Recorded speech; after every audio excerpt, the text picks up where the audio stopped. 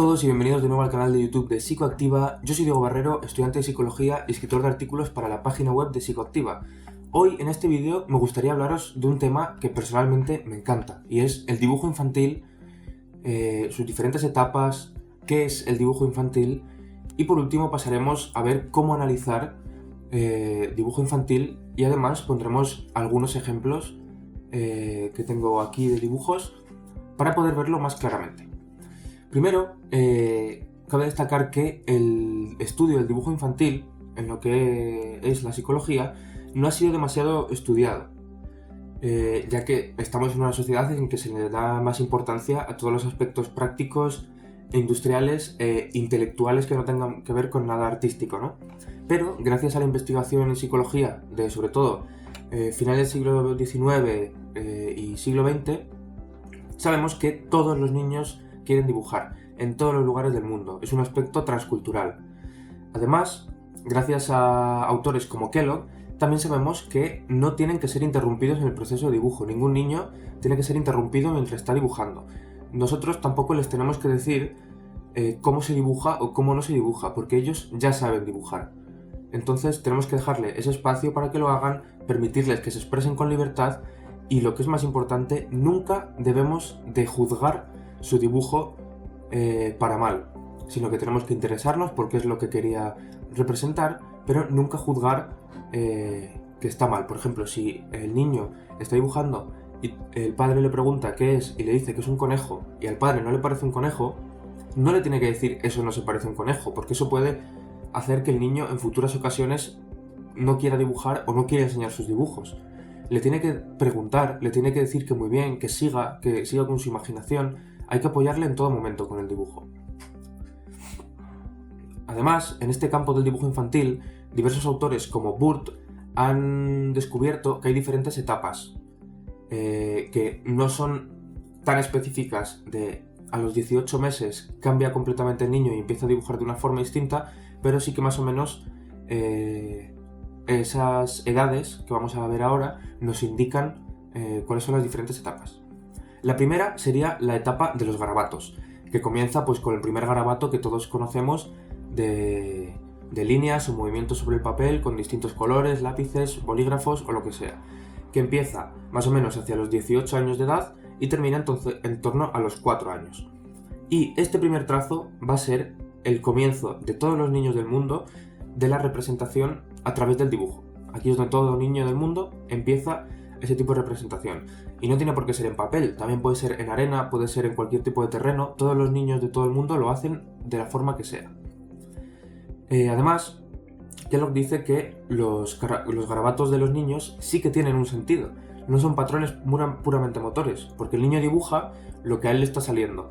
Pero eso que está dibujando constituye el esquema, la estructura, que el niño va a ir utilizando en los dibujos posteriores.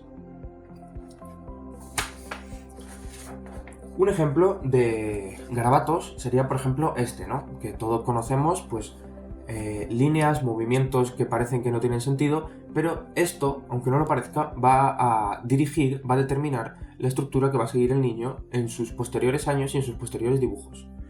También otro ejemplo de garabato sería este.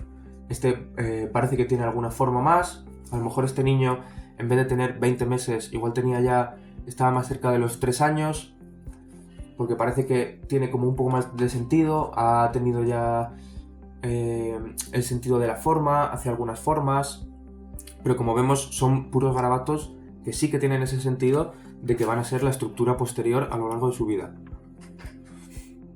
La segunda etapa es la etapa preesquemática, que es de los 4 a los 7 años, y es donde surgen los primeros intentos de representación. Lo más llamativo es que ellos conscientemente intentan hacer una forma. El niño se esfuerza voluntariamente para conectar con el mundo que quiere representar. Comienza a dibujar, por ejemplo, objetos del mundo con los que ha tenido contacto o personas, pero con la finalidad de representar el mundo. Todo sin orden, con poca relación, y lo más importante, esto es muy importante para la hora de analizar dibujos, es que los tamaños de lo que dibuja no es según el tamaño del objeto o de la persona, sino que es según la importancia que el niño le da a eso que está representando. Entonces, cuanto algo más grande sea, más esté más grande esté en un niño de 4 o 7 años, es porque más importancia le da, y cuanto más pequeño, pues menos importancia le da. Y eso es muy importante a la hora de analizar relaciones con familiares, por ejemplo. Algunos ejemplos de la etapa preesquemática serían, por ejemplo, este dibujo que ya vemos que intenta representar algunos objetos, intenta representar algunas personas. Aquí vemos que esta persona está dibujada de mucho menor tamaño que esta persona, y esta persona un poquito menos que esta también. Entonces aquí, si conociésemos el niño y su historia, podríamos sacar algunas conclusiones relativas a la importancia que le da a estas personas en su vida. La tercera etapa es la etapa esquemática, que va desde los 7 hasta los 9 años, y se desarrolla el dibujo ya con formas y representaciones mucho más definidas y mucho más claras. Además, los objetos se distribuyen en el espacio y se relacionan entre ellos, y aparecen dos elementos muy importantes que son definitorios, ¿no?, de esta etapa, que son el cielo y el suelo. Además, el esquema del dibujo del niño en esta etapa representa su conocimiento activo, es decir, las relaciones que ha tenido el niño con un objeto o una persona, así como el cambio y la modificación temporal de su experiencia. Y, sobre todo, lo más importante, pensamientos y emociones respecto a ese objeto. Luego veremos más qué tipo de representaciones, formas, colores nos dicen algo de un dibujo. Y algunos ejemplos de esta etapa esquemática serían este, por ejemplo. Vemos que aquí ya aparece el suelo, aparece el cielo con la representación del sol, y ya tienen relación entre ellos. Aquí está la madre, el padre y la niña. Ya dibuja con relación entre ellos, dibuja una mariposa, pues dibuja con los objetos con los que ha tenido algún tipo de interacción o que estén en su imaginación. Otro ejemplo también sería este. Aquí se ve mucho más claro la representación del cielo, los pájaros del cielo, representación del suelo con la hierba, y aquí se ve pues una familia de una madre, un niño, y aquí seguramente sea un perro, y pues vemos que va avanzando, ¿no?, en el tema de las formas, representar a las personas unidas entre sí, porque en la etapa preesquemática hemos visto el dibujo que había 3 personas sueltas por el espacio y lo único importante ahí era el tamaño de las personas. Si una persona era más grande, era más importante para el niño, y si una persona es más pequeña, es menos importante para el niño. Y por último tenemos la etapa realista, que esta es a partir de los 9 años y surge de la necesidad de los niños de hacer una transferencia fiel de la realidad a sus dibujos. También aparecen mucho más detalles, aparece el orden, y el niño tiene la necesidad de explicar y de representar a través de sus dibujos la realidad. Es lo más importante para el niño. Y le empiezan a importar cosas como los detalles bien dibujados, la perspectiva, las formas, las proporciones, todo lo relacionado con la perfección. Algunos ejemplos de esta etapa serían, por ejemplo, este dibujo, que aquí vemos que, aparte de ya el suelo y el cielo, pues tiene mucho más detalles aquí de las flores, de cada flor de diferente color, aquí detalles de un arbusto, la puerta que está con estas rayas que seguramente tendrá la niña en su casa, esta verja. Esto representa perfectamente a lo que nos estamos refiriendo en esta etapa. Y ahora, ¿cómo analizar dibujos infantiles? Pues bueno, mediante el dibujo infantil tenemos que tener claro que hemos de llegar a intentar comprender al niño. Obviamente todo seguido de la terapia con el niño, o de la conversación con el niño, o de lo que dice el propio infante de lo que quiere representar a través de sus dibujos. Entonces, observando el dibujo tenemos que conocer algunos de sus pensamientos, emociones y relaciones con otras personas, que es lo que más nos importa. Lo que tenemos que mirar en el dibujo son varios aspectos. Las figuras, tenemos que ver si son grandes o pequeñas, si ocupan todo el espacio o un espacio muy pequeño, si tienen algún aspecto llamativo cada figura. Por ejemplo, si una figura está más grande que otra, pues como hemos visto es porque a esa figura se le da más importancia que a la otra. O si una figura está situada de una forma pequeña en una esquina y otra figura está central y grande en lo que es la lámina, vemos la importancia que tiene para el niño esa persona, o podemos ver la representación que está haciendo de su vida cotidiana. Luego también la situación en el espacio, pues lo que acabamos de ver, qué zona de la lámina están ocupando los dibujos. Si es la zona central, es porque le parece de central importancia, o porque en su vida cotidiana esa persona está siempre en el centro. Si está en una esquina, si está en otra esquina, si está en un lado, si está uno más abajo de otro, también indica superioridad o inferioridad. También es muy importante los contenidos. Por los contenidos es obvio que cuáles son los elementos más llamativos, si dibuja al padre, si dibuja a la madre, si no dibuja a uno de los dos, si dibuja a su animal, cómo dibuja a la madre. El trazo, esto también es muy importante porque en muchos dibujos infantiles lo que nos vamos a encontrar es que hay una persona, por ejemplo, la madre está dibujada muy bien, parece que se ha esforzado en dibujar a la madre, pero luego el padre tiene muy poco esfuerzo en haberle dibujado. Está con trazos muy sueltos y no tiene mucho sentido. Eso quiere decir que el niño le da mucha más importancia a la madre que al padre. Y ahí es donde podemos entrar en la conversación con el niño, o a través de sus dibujos, en el por qué, en qué pasa con su padre. Luego los colores.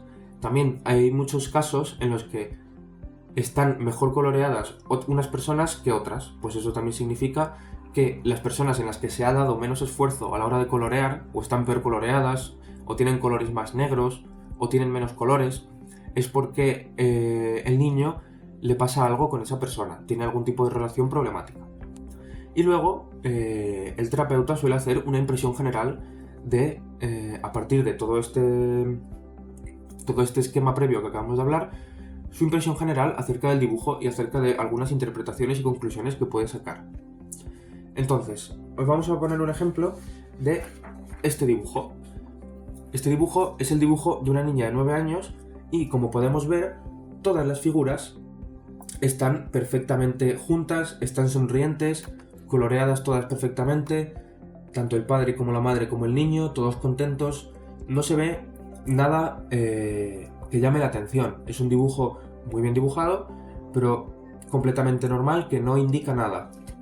Pero, por otra parte, tenemos este dibujo. En este dibujo podemos ver más claramente, este es el padre, esta es la madre y este es el niño, ¿vale? Como veis, a la madre y al niño sí que los ha dibujado, pero al padre no les ha coloreado. No le ha coloreado, no le ha hecho cuerpo, simplemente ha puesto palitos, mientras que a ellos dos sí que les ha puesto cuerpo. Le ha puesto como una figura muy grande y central, y eso quiere decir pues que resume la vida cotidiana de lo que pasa en su casa. La madre, no sé si se puede ver bien, pero la madre tiene cara triste y tiene lágrimas en los ojos. Y además, aquí aparecen algunas palabras como muerte, que es lo que está diciendo, es lo que intenta representar a través de esto. El padre está diciendo estas palabras bastante negativas para ser a un niño de tan baja edad, y lo representa de esta forma. Entonces, en este dibujo, obviamente, se necesita preguntar al niño qué es lo que él ha querido representar, hablar con el niño, hablar con la madre, hablar con el padre, es de vital importancia. Pero gracias a este dibujo podemos sacar muchas conclusiones, como que el padre está haciendo actos malos tanto a la madre como al hijo. ¿Por qué? Por cómo lo dibuja, porque no le colorea, que eso indica que no le da tanta importancia, no le quiere tanto como a la madre la pone triste, al padre le pone palabrotas que está diciendo y van dirigidas hacia los dos. Entonces, este sería un ejemplo de cómo analizar un dibujo. Obviamente hay que hacerlo de una forma mucho más detallada, y también se suele hacer con un manual, porque hay muchos manuales de interpretaciones de dibujo infantil, pero esto sería un ejemplo muy importante y muy claro de cómo analizar un dibujo infantil. Entonces, bueno, espero que os haya gustado, y si es así, darle like y suscribiros al canal de Psicoactiva para tener más vídeos sobre psicología, salud y educación. Y nos vemos en el próximo vídeo. ¡Hasta luego!